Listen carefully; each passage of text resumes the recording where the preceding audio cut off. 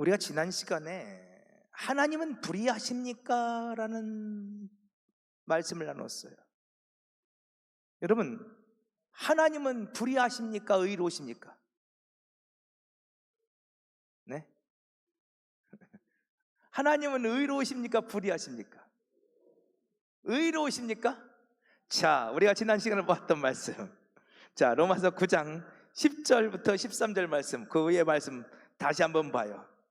자, 10절부터 읽을게요. 그뿐 아니라 또한 리브가가 우리 조상 이삭 한 사람을 맺마마 임신하였는데 그 자식들이 아직 나지도 아니하고 무슨 선이나 악을 행하지도 아니한 때에 택하심을 따라 되는 하나님의 뜻이 행위로 말미암지 않고 오직 부르시는 이로 말미암아 서게 하려 하사 리브가에게 이르시되 큰 자가 어린 자를 섬기리라 하셨나니 기록된 바 내가 야곱은 사랑하고 에서는 미워하였다 하심과 같으니라. 여러분이 에서입니다. 하나님은 의로우십니까? 불의하십니까? 에서 입장에서 보자고요. 네? 11절 그 자식들이 아직 나지도 아니하고 무슨 선이나 악을 행하지도 아니한 때 택하심을 따라 아직 그들 태어나지도 않았어요. 선이나 악을 행하지도 않았어요. 근데 하나님이 야곱은 택하셨다는 거예요. 큰 자가 에서가 어린 자를 섬기리라 하셨다는 거예요. 나는 야곱은 사랑하고 에서는 미워하였다. 하나님 그렇게 말씀하셨다는 거예요. 여러분이 에서예요. 하나님은 의로우세요? 불의하세요?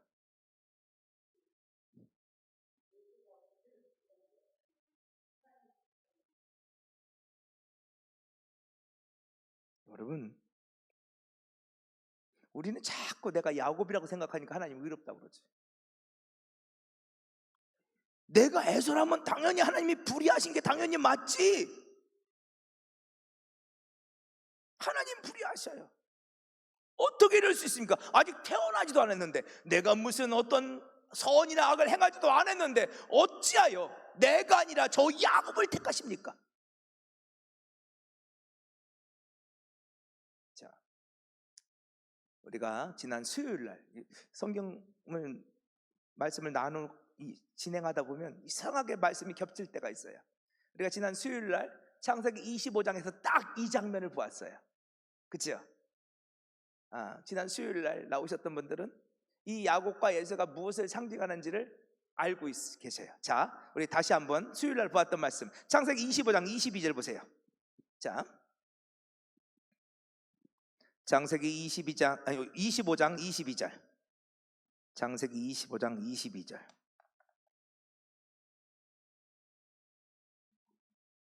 창세기 25장 22절 23절. 자, 22절 23절 같이 한번 읽어봐요. 시작.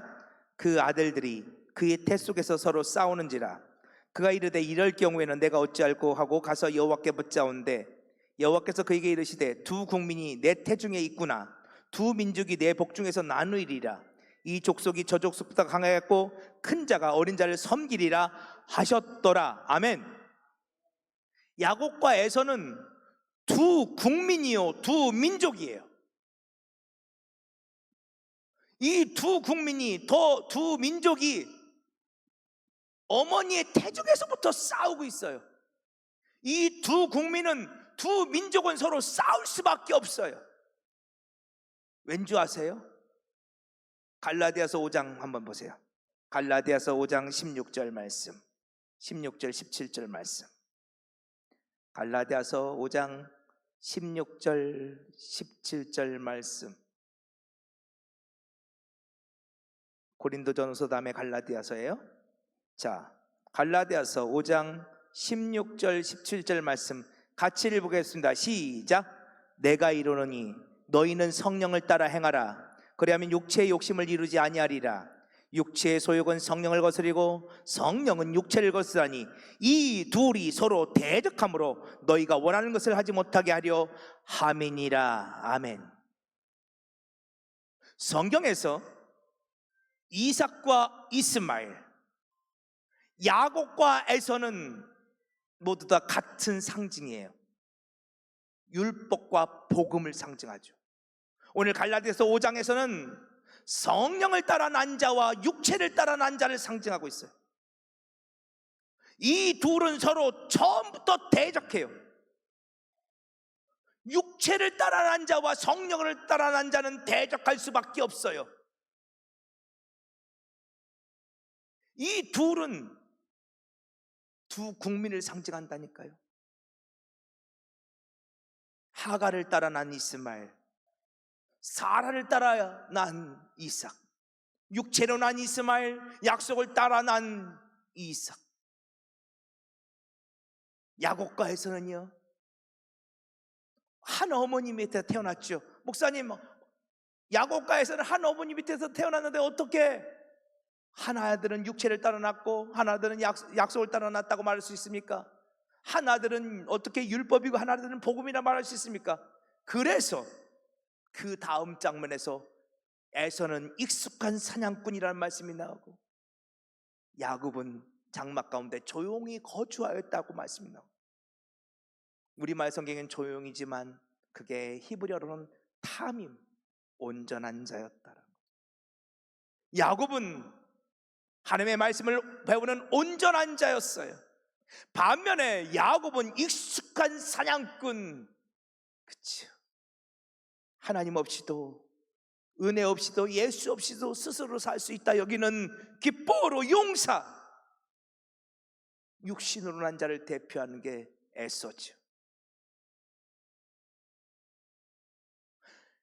지난 수요일날 그 말씀 나눴어요. 혹시 이 말씀이 아직 이해가 안 되신 분들은 수요일날 유튜브 설교 올려놨으니까요, 한번 들어보세요. 아무튼 지금 이 야곱과에서는 육체로 난 자와 성령으로 난 자, 약속을 따라 난 자와 육체로 난 자를 상징하고 있어요. 자, 하나님은 둘 중에 한 사람을 택하셔요. 하나님은 어떤 사람을 택하실까요? 육체로 난 자를 택하실 수 없어요. 하나님은 오직 성령으로 난 자들, 약속으로 난 자들을 택하셔요. 우리 요한복음 1장 너무나 잘한 말씀이죠. 요한복음 1장 12절 13절 말씀 찾아볼게요. 자, 요한복음 1장 12절 13절 말씀.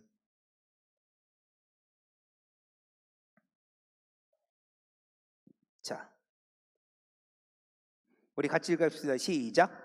영접하는 자, 곧 그 이름을 믿는 자들에게는 하나님의 자녀가 되는 권세를 주셨으니 이는 혈통으로나 육정으로나 사람의 뜻으로 나지 아니하고 오직 하나님께로부터 난 자들이니라. 아멘. 하나님의 자녀는 어떤 사람들이에요? 혈통이나 육정이나 사람의 뜻으로 난 자들이 아니에요. 혈통, 육정, 사람의 뜻은 다 육체를 말하죠. 육신의 자녀가 이스라엘이 아니라니까요. 육체로 난 자들이 이스라엘이 아니에요. 진짜 참 이스라엘은 하나님으로부터 난 자들이에요. 그들 안에 씨가 있는, 예수라는 씨가 있는 예수의 사람들이에요. 누가 하나님의 자녀예요? 오직 하나님께로부터 난 자들. 요한복음 3장에서 예수님께서는 니고데모의 대화 가운데서 이렇게 말씀하시죠. 사람이 거듭나지 않으면 하나님 나라를 볼 수 없어요. 니고데모가 묻습니다. 예수님, 어떻게 사람이 어떻게 거듭날 수 있습니까? 어떻게 어머니 태중에 다시 들어갔다가 나올 수 있습니까? 거듭난다는 게 이해가 되지 않습니다. 예수님께서 말씀하세요. 사람이 물과 성령으로 나지 아니하면 결단코 하나님 나라에 들어갈 수 없느니라. 여러분, 물과 성령은 같은 개념이에요. 우리는 물로 씻고 불로 태운다고 성령이 그렇게 고백할 때가 많지. 물과 성령은 같은 개념이에요. 성령님을 상징해요. 오늘 우리의 모든 죄 가운데서, 죄와 사망 권세 가운데서 우리를 씻어주시고 우리를 구원해 주시는 성령님, 오늘 우리는 그 성령 안에서 다시 태어나야 돼요. 여러분, 성령 안에서 다시 태어난다는 것이 무엇입니까? 오순절 성령, 마가의 다락방에서 임하였던 성령님을 생각해 보세요. 제자들은 그 오순절에 완전히 다시 태어났어요. 완전히 새로워졌다고요. 그들은 완전히 달라졌어요. 성령님이 그들 안에 오시자 그들은 이제는 예수를 증거하는, 전날에는 십자가가 너무너무 싫었어요. 그 십자가에 달려 죽으신 예수가 너무너무 싫었어요. 그래서 다 예수를 버리고 도망갔죠. 그랬던 그들이 성령 받고 나서 예루살렘 거리로 나가서 너희들이 십자가에 못 박아 죽인 바로 그 예수가 하나님의 아들이며 그분이 오늘 우리의 구원자라고 외치기 시작하죠. 그들은 심지어 그 예수를 전하다가 자기 목을 내어놓고, 그들은 그 예수를 전하다가 자기의 생명을 내어놓아요. 여러분, 이게 물과 성령으로 거듭난 사람들의 모습이에요. 하나님께서 택하신 사람들은 육신으로 난 자들이 아니에요. 오늘 우리는 다 육신으로 났죠. 우리는 육체로부터 난 자들이에요. 그런데 오늘 우리는 성령으로, 물과 성령으로 거듭나야 돼요. 그들이 하나님 나라의 사람들이에요. 그들이 하나님의 자녀들인 거예요. 하나님은 그런 사람들을 택하신다. 그게 야곱과 에서 이야기라고요. 이삭과 이스마엘 이야기라고요. 그게요. 그래서 하나님은 에서가 아니라 야곱을 택하셨죠. 자, 우리 로마서 9장 14절, 로마서 9장으로 다시 갔어요. 자, 그렇게 보고 이제 이렇게 질문하는 거예요, 사도 바울이. 우리 같이 읽어보겠습니다. 로마서 9장 14절 시작. 그런즉 우리가 무슨 말을 하리요? 하나님께 불의가 있느냐? 그럴 수 없느니라. 하나님은 불의하지 않아요. 하나님은 성령으로 거듭난 사람들을 택하시는 거예요. 그게 불의한 걸까요?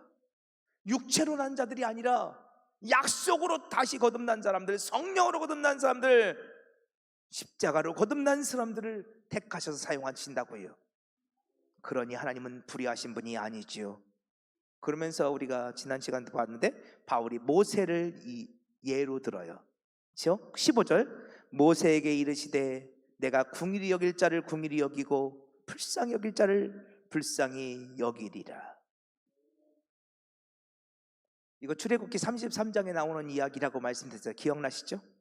이스라엘 백성들이 모세가 율법을 받으러 시내산에 올라가서 내려오지 않자 그들이 금송아지를 만들어서 우상을 섬겼어요. 하나님이 진노하시죠. 그래서 이스라엘 백성들 가운데 상당수가 죽어요. 그때 모세가 하나님과 언약을 맺은 그 돌판, 이제 따끈따끈한 방금 시내산을 가지고 내려온 그 십계명에 쓰여진 돌판을 깨트려 버려요. 여러분, 이건 모세가 화가 나서 깨트린 게 아니에요. 그 언약이 지금도 살아있으면 이 우상을 숭배한 이스라엘 백성은 죽어야 된단 말이에요. 그러니까 지금 모세가 돌판을 깨트리면서 하나님 이거 무효 예? 그러는 거예요. 여러분, 우리 애들이 그럴 때 있잖아요. 금방 뭔가를 막 내기를 했는데 금방 내가 틀린 게 금방 들켰어. 내가 잘못 틀렸네. 그때 애들이 뭐라 그래? 한 5분 전 10분 전에 한 약속, 야 그거 무효야. 뭐야 무효. 우기죠. 지금 모세가 그렇게 우기는 거예요. 하나님, 방금 전에 하나님과 맺은 그 언약, 그 돌판에 쓰여진 그 언약 무효예요. 어? 거기에는 뭐가 써있었어요? 나 외에 다른 신을 섬기지 마라, 다른 형상 만들지 마라, 우상 숭배하지 말라. 그럼 너 죽어. 근데 지금 내려와 봤더니 이스라엘 백성들이 우상을 숭배하고 있었거든. 그 언약대로 말하면 그들은 죽어야 돼. 그러니까 모세가 돌판을 깨트리면서 하나님 그거 무효야. 그러면서 간절히 기도해요. 하나님 살려주세요.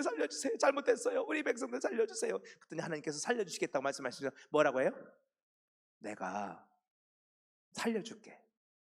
그리고 너희들에게 내가 약속한 게 있으니까, 내가 언약에 하는 여호와니까 너희들 가나안 땅에 가게 해줄게. 그런데 너희들끼리 가. 나는 안 갈래. 나는 안 갈 거야. 그러니까 모세가, 하나님 그게 무슨 말이에요? 우리들이 여기까지 온 거 다 하나님의 은혜였어요. 하나님이 계셔서 우리가 지금까지 산 거예요. 하나님 우리와 함께 안 가시겠다고요? 그게 말이 되세요? 말이 돼? 하나님, 그럼 우리도 안 갈래요. 하나님이 안 계신 가나안 땅이 무슨 의미가 있어요? 하나님이 함께 가셔야 그 땅이 적과 흐르는 땅이 되지, 그 땅이 약속의 땅이 되는 거지. 하나님은 왜 안 가신다고 우리만 가라고 하면 그게 말이 돼요? 안 갈래. 우리도 안 갈래요.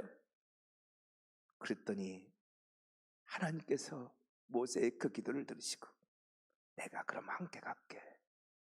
그러면서 주셨던 말씀이 바로 출애굽기 33장 19절 말씀이에요. 제가 찾기 어려우시니까 제가 읽어드릴게요. 여호와께서 이르시되 내가 내 모든 선한 것을 내 앞으로 지나가게 하고 여호와 이름을 내 앞에서 선포하리라. 나는 은혜 베풀 자에게 은혜를 베풀고 긍휼히 여길 자에게 긍휼을 베푸느니라. 아멘. 하나님이 말씀하세요. 나는 선한 목자야. 나는 선한 하나님이야. 나의 선함을 어떻게, 하나님께서 어떻게 당신의 선함을 드러내실까요? 나는 은혜 베풀 자에게 은혜를 베풀고 긍휼히 여길 자에게 긍휼을 베푸느니라. 여러분, 근데 이게 놀랍잖아요. 이스라엘 백성들이 지금 하나님의 은혜를 경험할 정도로 잘했나요? 예? 하나님의 그 긍휼이 레헴이라고 말씀드렸잖아요. 그 엄마의 자궁을 뜻한 단어라고 말씀. 근데 여러분, 그렇게 하나님의 긍휼을 힘입을 정도로 그들이 잘했나요? 아니요, 그들은 하나님 앞에 악을 행했어요. 그럼에도 불구하고 나는 은혜 베풀 자에게 은혜를 베풀고 긍휼히 여길 자에게 긍휼을 베푼다 말씀하세요.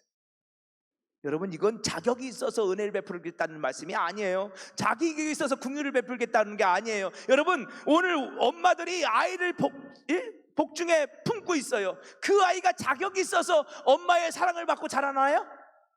아니요. 아무 자격이 없음에도 불구하고 엄마의 사랑 가운데 아이들은 자라나죠.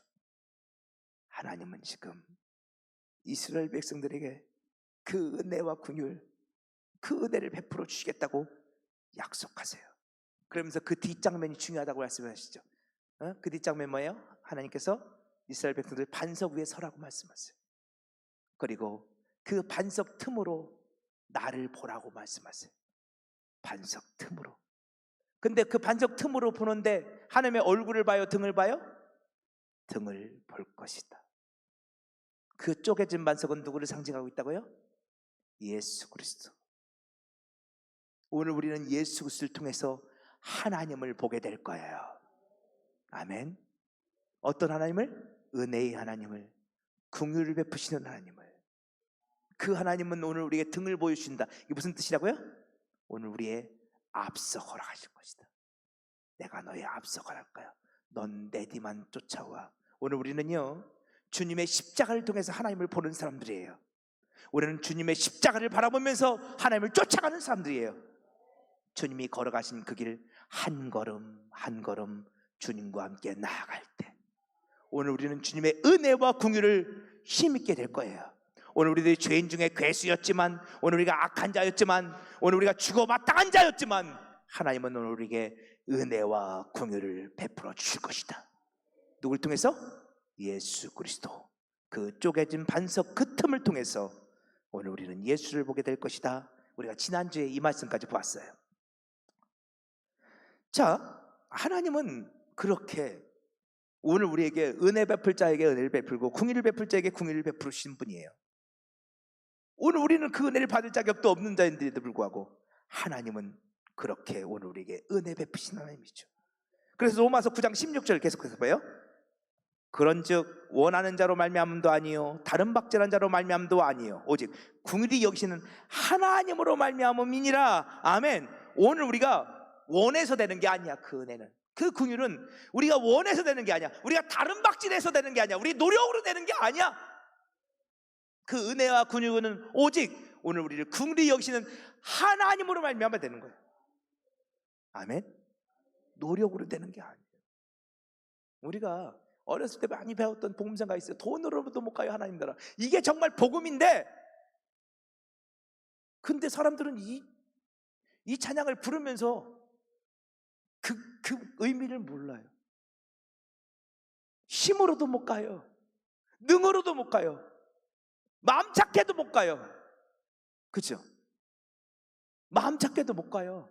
어떻게 가야 돼요? 그 나라는? 거듭나면 갈 수 있어요. 물과 성령으로 거듭나야만 갈 수 있어요. 하나님의 은혜로 가는 거예요. 그러면서 이번에는 바로 왕을 예를 들었는데, 야, 지난주에 했던 말씀 여기까지 했는데 시간이 벌써 많이 갔네요. 바로 왕 얘기하면 한참 갈 것 같은데 조금 더 해도 될까요? 아니면 그만할까? 17절 바로 얘기를 이제 오늘부터 진짜 해야 되는데, 이건 다음 주에 하죠. 또 이렇게 우리 어르신들 졸리기도 힘드시니까. 아, 자, 여기 요것만 말씀드리고 갈게요. 지금 사도 바울이 모세를 얘기했잖아요. 모세는 하나님의 긍휼을 말씀하시는 도구로 쓰여져요. 지금 여기 로마서 9장에서 모세는 하나님의 긍휼을 말씀하시는 도구예요. 그 긍휼은 내가 긍휼을 받을 만한, 불쌍히 여길 만한 자격이 있어서 그런 게 아니야. 우리는 다 금송아지만도 우상 숭배자였어. 우리는 죽어 마땅한 자였어. 하나님의 언약대로 말한다면 우리는 심판받아 마땅한 자야. 근데 하나님이 오늘 우리를 불쌍히 여겨주셨어. 모세는 하나님의 긍휼을 말하는 도구예요. 반면에 이제 17절부터 나오는 바로 왕은요, 인간의 완악함을 말하는 도구예요. 뭐? 인간의 완악함. 바로 왕은요, 인간의 완악함을 말하는 도구예요. 그런데 감사한 게 뭔지 아세요? 하나님의 긍휼도 하나님의 은혜였어요. 그런데 이 완악한 바로 왕도 결국엔 하나님의 은혜예요. 하나님은 그 완악한 자도 구원해 주시기를 원하세요. 다음 주에 볼게요. 모세가 하나님의 긍휼을 말하는 대표였다면 바로 왕은 인간의 완악함을 말하는 대표예요. 그리고 그 바로 왕은 우리가 요한복음 16장에서 보았던 것처럼 성령이 오시면 의에 대해서, 죄에 대해서, 의에 대해서, 심판에 대해서 알게 하실 거예요. 근데 죄는 뭐예요? 예수를 믿지 않았던 게 죄고, 의라 하면 예수께서 십자가 지시고 죽으셨다 부활하심으로 하나님 나라에 승천하시는 것이 의이죠. 그리고 심판이 뭐예요? 내가 세상 임금이었음을, 내가 바로였음을 깨닫고 내가 죽는 것이 진짜 심판이에요. 성령님이 오시면 내가 바로였음이 깨달아져요. 내가 세상 임금이었음, 그리고 그 세상 임금이 성령님을 통해서 내가 예수와 함께 십자가에 못 박아지고 죽어지는 역사가 나타나게 된다는 거예요. 로마서 9장 이 말씀과 그렇게 연결이 되어져요. 다음 주에 이 로마서 9장 17절 말씀은 다음 주에 이어서 볼게요.